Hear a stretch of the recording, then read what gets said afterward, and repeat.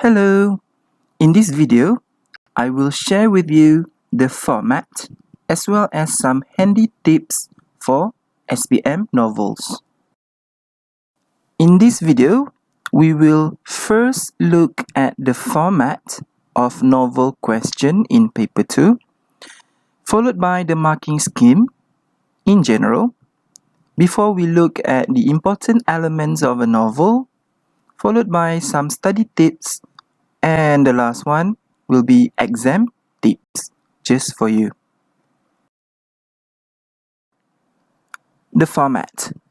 Novel question can be found in section D, question number 33 in paper 2.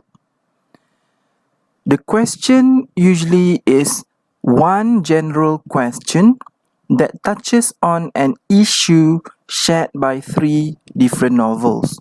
As you may already know, there are 3 novels throughout Malaysia, which are Captain Nobody by Dean Pitchford, Dear Mr. Kilmer by Anne Shroff, and Sing to the Dawn by Min Fong Ho.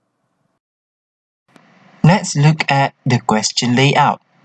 For any novel question, this is how novel question will look like. Doesn't matter which SPM year, this is always the layout. Now let's look at the questions closely. This part that I highlight in blue, in the blue box, is an instruction, right? Another one is this one, choose any one of the novels above.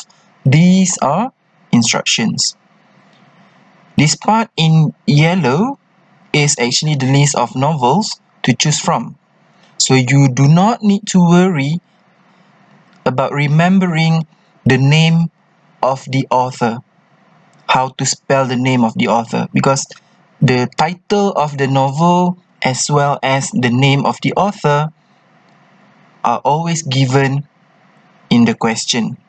However, of course, if you have been answering so many questions, how can you not know the name of the novel as well as the author, right? So next, let's see.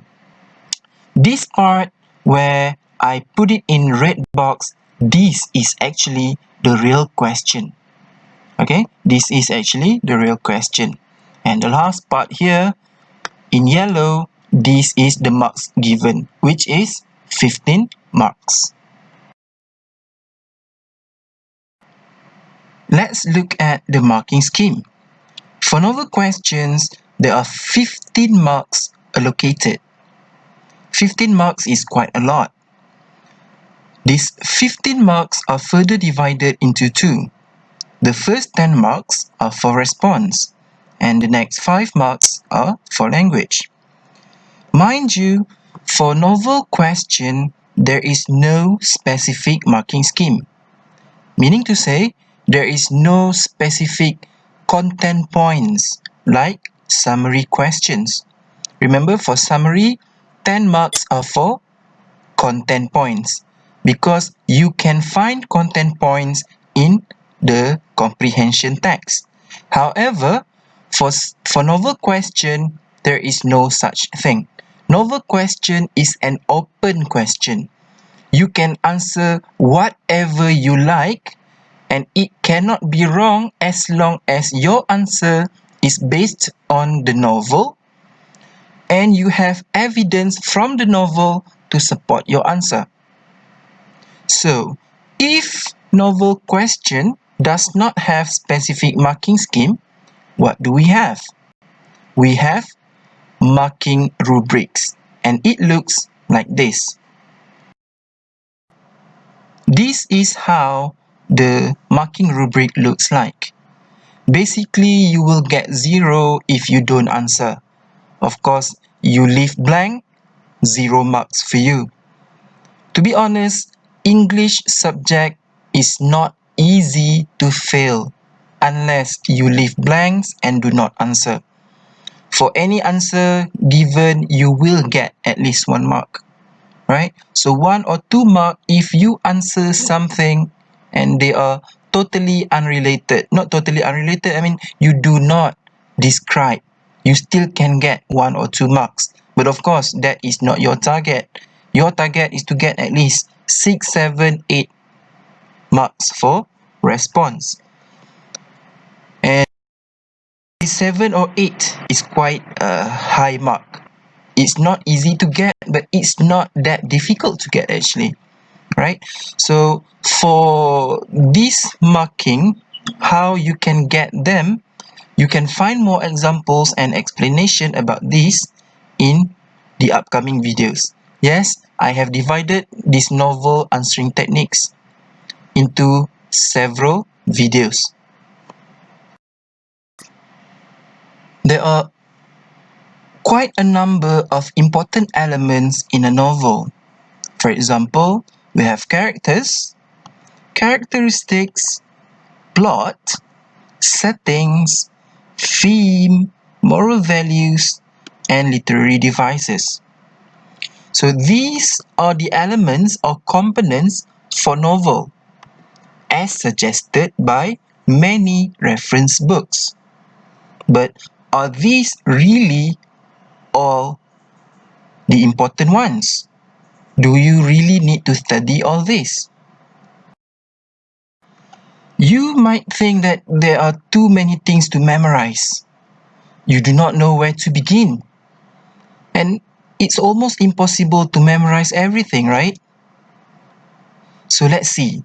This video will pinpoint the really important parts of a novel. Study novel for SPM question. These are actually the real important elements. Let's see. Characters and characteristics. Themes and moral values. And the last one is plot, or we call it important events or incidents. Right? In BM, you call it peristiwa. So, characters and characteristics, themes and moral values, these elements must always stay together. Right? You cannot study one without studying the other one. So, if you learn about character, you must know what kind of characteristics the character has. And if you know theme, you need to know moral values. I will explain about this later. Right? So, there are three parts of the novel that you need to master. So, you must know and master each of these elements before you can answer novel question. Let's look at the first elements, which are characters and characteristics. So, what are characters and characteristics? Characters are watak atau karakter, whereas characteristics are perwatakan atau sifat kepada watak karakter tersebut. Right? For characters, they must be proper nouns because it's the name of people, name of persons. For example, in Captain Nobody, we have Newt or Newton Newman. In Dear Mr. Kilmer, we have Richard Knight. And in Sing to the Dawn, we have Dawan. Whereas characteristics are always adjectives. For example, brave, caring, and determined. The next elements that you need to know the difference are themes and moral values. Themes are tema atau topik utama sesuatu cerita, whereas moral values are nilai-nilai murni. Please do not be confused with BM. Whatever you learn in BM is in BM, right? Novel bahasa Melayu Komsas tidak sama dengan English literature. Okay, so let's continue. Right, so what are themes and what are moral values? Themes are usually word or short phrase. For example, friendship, prejudice, or longer phrase is like bravery to stand up for what is right. Whereas moral values are more imperative. Okay, imperative means like memberi arahan. Okay, so because moral values are imperative, memberi arahan, so the sentences must start with we must, we should not, we should, right? It's like we are telling people what to do. Let's look at example number 2. Okay, example number 2 is prejudice. Prejudice is a negative theme. Okay, if the theme is negative, we should not tell people to do it. Instead, we tell that they should not do it. Now that you know the difference between characters and characteristics as well as themes and moral values, let's look at some important study tips. SPM novel questions can be divided into 3 different kinds.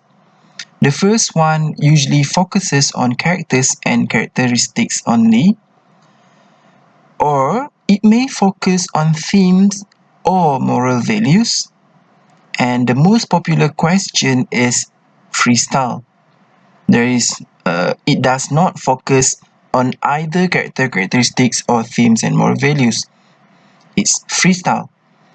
So SPM novel questions always revolve around characteristics, themes, or moral values, right? Which are shared between the 3 different novels. So if your novel, the novel that you study, does not have the issue cannot be found in the other novel. For example, let's say you study Sing to the Dawn, right? And it talks a lot about family, for example.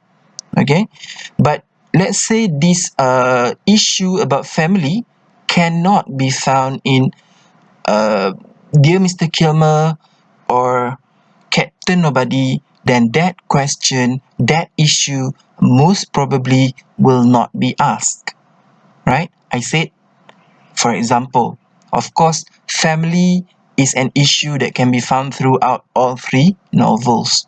So, characteristics, themes, and moral values. These are the 3 things that you need to know, right? That you need to know because these are the things that SPM novel questions always ask about.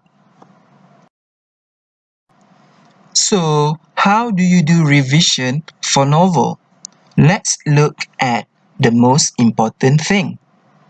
The most important thing is to know the plot of your novel. Why? Because when you know the plot, you will know the characters. You will know who is the main character, who are the supporting characters.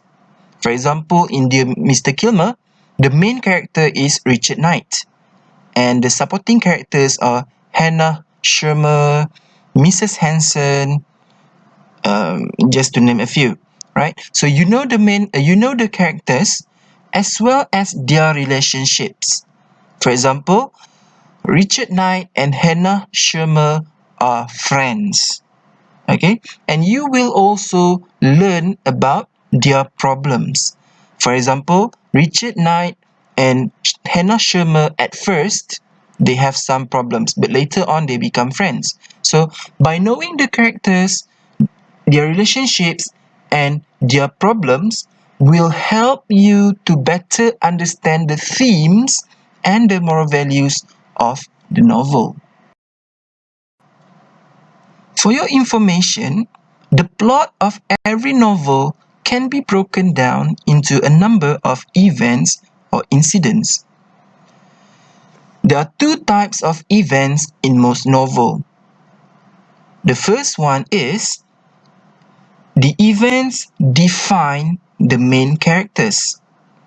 And the second one is the event changes the main characters. What are events that define the main characters?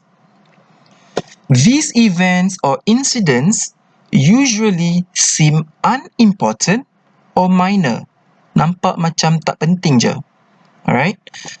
The event may describe the main character doing an activity or interacting with other characters. Nothing big happened. Just the main character doing everyday chores or just talking with other characters. Well, it may seem unimportant or minor, but these simple events actually can identify the character's characteristics. For example, in Dear Mr. Kilmer, in the first chapter, we can see Richard Knight helping his sister doing chores at home. From that simple event, we can see or we can tell that Richard is helpful. He loves to help his sister, right? So character defining events are just the small details in the novel. Think of a movie. Think of a drama on TV. The first parts, the first few minutes or the first episodes usually are a bit boring because this is where they build the plot, right? To build the plot, you must know the character. So they define the character by showing the characters doing certain things, right? So these are character defining events. Next is the events that change the characters, okay, the main characters. Okay, these events are usually the major events or incidents in the novel. The event usually describes the main character making an important decision, right? So the main character usually makes an important decision. This decision usually will affect his or her life as well as the other characters around him or her. For example, in Dear Mr. Kilmer, one of the character changing events is when Richard decided to share his poems with other people. Right? When he shared his poem with other people, then you can see that his life changed by the responses he received from other characters. That is just an example. And in every novel, usually there will be more than one character changing events, and you need to know them all. The next revision tips is about the plot. You must know everything that happened in the novel. From the start of the novel until the end of the novel, you must know everything. And this includes the characters involved. Remember, every novel has many characters. One or two main characters and quite a number of supporting characters, and you should know them all. And you must know their action as well, what they did in the novel. Right? Studying the plot is not about memorizing what happened. It's no use if you memorize what happened in the novel, but you don't understand it. So that's why doing revision about on the plot is about understanding what happened and why it happened, as well as the consequences on the characters. Okay, let me translate in BM. Kamu perlu faham apa yang berlaku. Yang pertama, what happened, apa yang berlaku. Yang kedua, kenapa ianya berlaku. So, what triggers the event? Okay, apa punca berlakunya perbuatan tersebut. And the last one is the consequences on the characters. Dan apakah kesan perbuatan tersebut terhadap watak-watak di dalam novel? When doing revision on the plot, you must remember, for major events, remember earlier we talked about character changing events? You must know at least 2 major events. For character defining events or minor events, you must know at least 4. Now let's look at how to do revisions for characters. Always focus on the main characters. Some novels may have more than one main character. If your novel only has one main character, then by all means focus on that main character. Why? Because there are more things to talk about the main characters as they appear more in the novel. For example, in Dear Mr. Kilmer, the main character is Richard Knight. From chapter 1 until chapter 10, you will always find Richard Knight doing many things. You cannot take the supporting characters. For example, her sister Angie.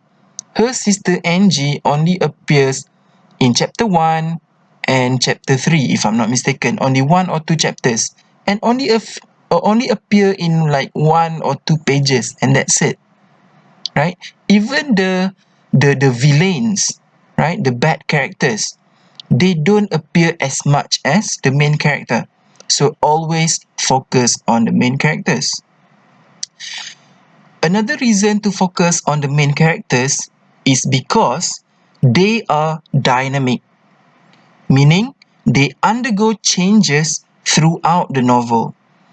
Maybe at the start of the novel, they are not confident, right? After a few things that happen to them, later on they become more confident. Maybe they were afraid at the start of the novel, but later on they found courage. So, because they are dynamic, they have more characteristics. And if a character has a lot of characteristics, meaning to say we can talk a lot about them. Okay? Okay. Next, this is an important advice. Do not focus only on positive traits. Traits meaning characteristics. Okay? Do not focus only on positive traits. Why? Because the main character is not a saint, so he or she must have weaknesses too. Nobody is perfect, remember? So even the main character, they must have done things that other people, other characters, or even us as the readers, that we do not like. And this is also because some SPM questions have asked negative questions. For example, you may refer to SPM novel question 2012. It asks about an event that makes you angry. Okay? Or in 2019, which is last year, it asks about a character that you dislike. Imagine question 2019 about a character that you dislike. Let's say you choose the villain. How much can you talk about the villain? Not much, right? But if you choose the main character, you can talk a lot about him or her, right? So always choose main character, but do not focus only on positive traits. Also look at their negative characteristics. To do revision on themes, you should find recurring issues. Recurring means repeated, yang berulang. Meaning that issue can be found at the start of the novel, somewhere in the middle, or maybe throughout the novel, right?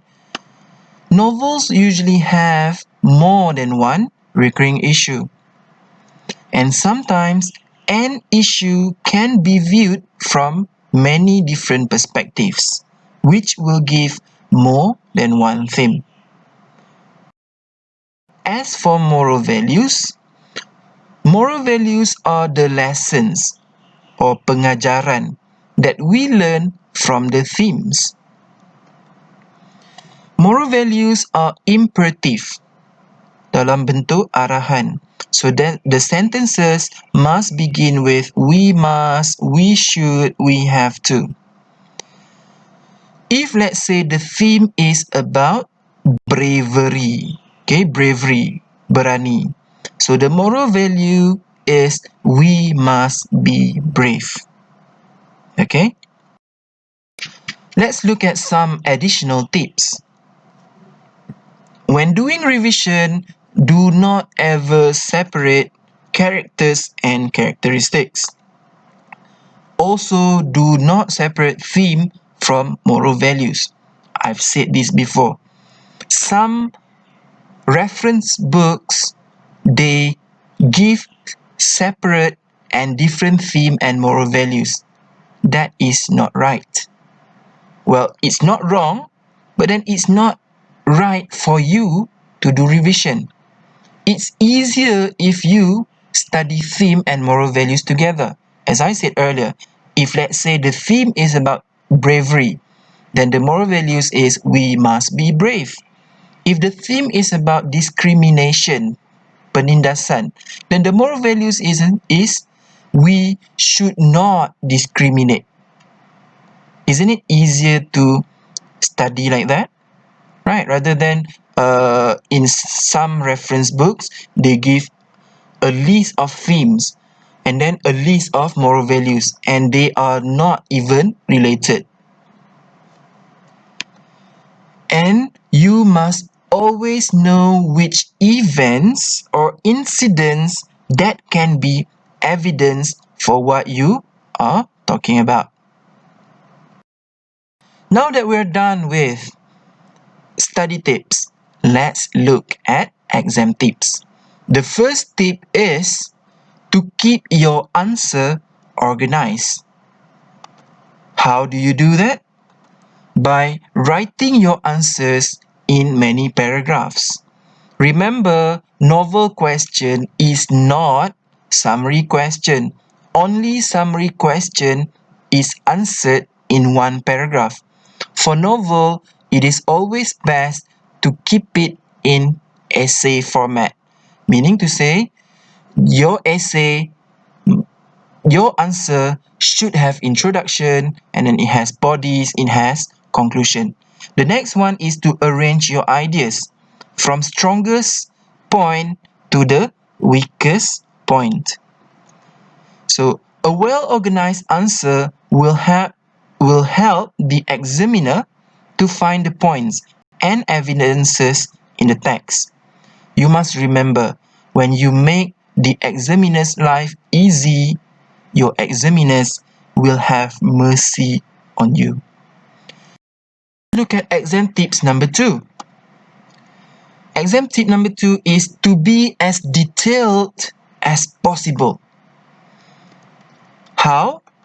By mentioning the names of all the characters involved or the specific places where an event happened.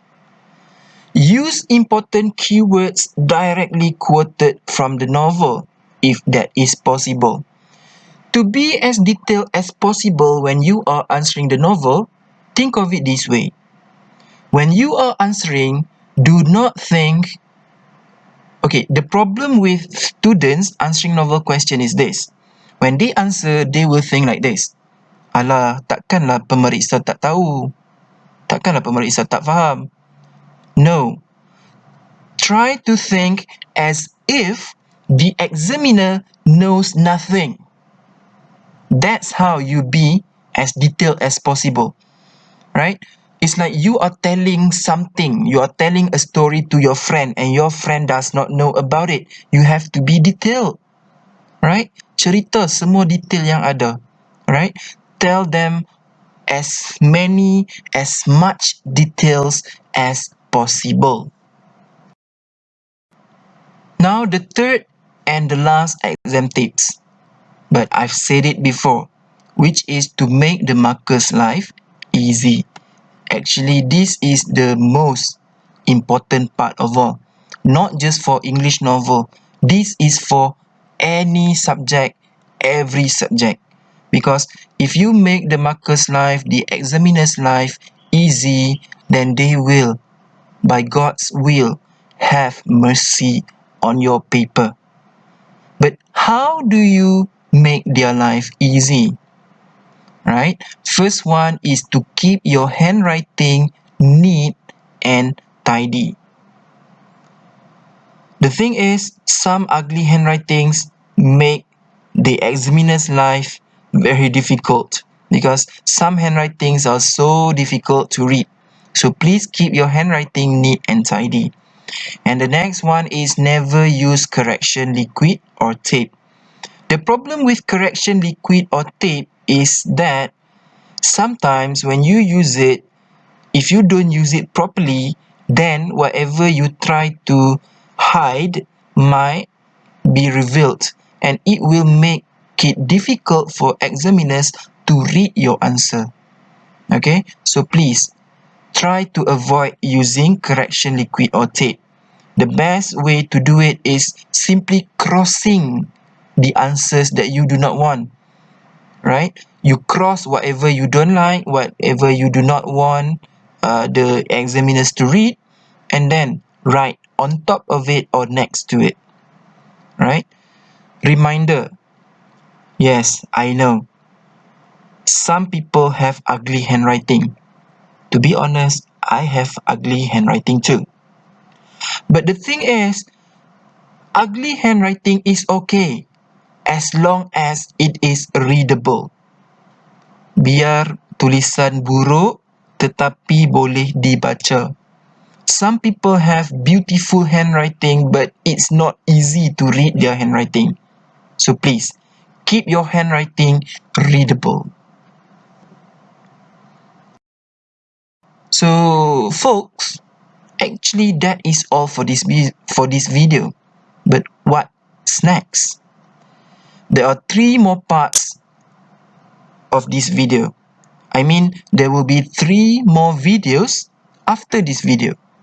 So part 2 is about analyzing the questions, how to analyze the questions, and part 3 is the answering techniques, how to organize your answer.